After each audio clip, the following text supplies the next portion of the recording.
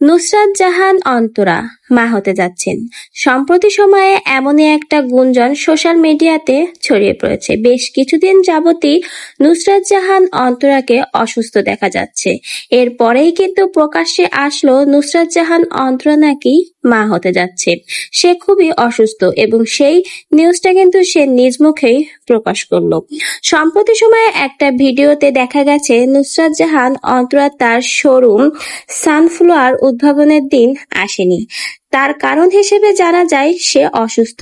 এমনকি তার কিছু ছবিও কিন্তু রাতারাতি ভাইরাল হয়েছে, যেখানে দেখা যাচ্ছে নুসরাত জাহান অন্তরা মা হতে যাচ্ছেন। তার শারীরিক অবস্থা দেখেই বোঝা যাচ্ছে সে এখন অসুস্থ।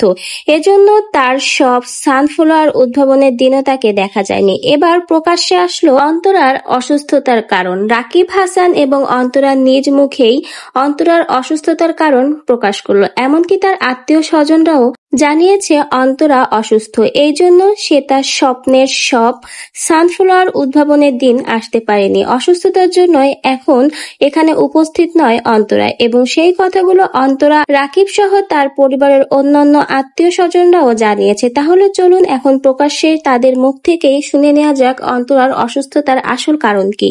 মাও যাচ্ছিলাম, আমার মাও দেখে ওর খাইতে ইচ্ছা করছে অনেক। না তুমি খুব খারাপ, আমি কতবার লোল পরে যাচ্ছিল, মামাই নিয়ে যাও, তখন যেতে চায় না গাইজ। তুমি একটু আগে বললো তুমি অনেক অসুস্থ, তাহলে এখন কেমনে যাবা? এখন অসুস্থ, দেখো আমাকে দেখে মনে হচ্ছে বাইরে ভাই। সবাই অন্তরের জন্য দোয়া করবেন। অন্তর অসুস্থ থাকার কারণে আজকের এই শুভক্ষণে থাকতে পারলো না। সবাই অন্তরের জন্য দোয়া করবেন। আজকের এই শুভক্ষণে অন্তরা থাকতে পারলো না, কারণ এই জন্য আমরা অনেক বেশি অন্তরার এত বড় স্বপ্ন ছিল যে আজকে ও থাকবে, বাট ওর স্বপ্নটা অধরাই থেকে গেল। অসুস্থতার কাছে কারো মানে আসে না, অসুস্থতার কাছে সবকিছু হার মেনে